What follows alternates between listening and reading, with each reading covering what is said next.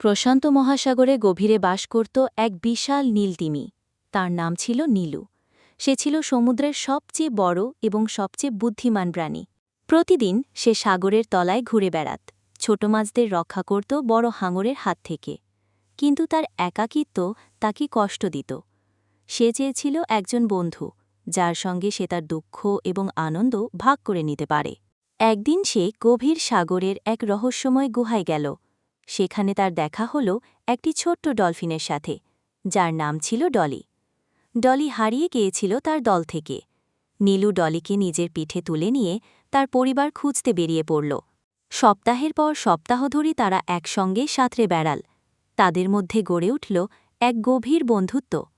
অবশেষে একদিন তারা ডলির পরিবারকে খুঁজে পেল। ডলি কেঁদে ফেলল আনন্দে, আর নীলু বুঝল, বন্ধুত্ব মানে একে অন্যের পাশে থাকা, যত দূরই যেতে হোক না কেন। এরপর থেকে নীল আর একা ছিল না। সে প্রায়ই ডলির সঙ্গে দেখা করতে যেত, আর সমুদ্রের বুকে ছড়িয়ে পড়ত তাদের বন্ধুত্বের গান।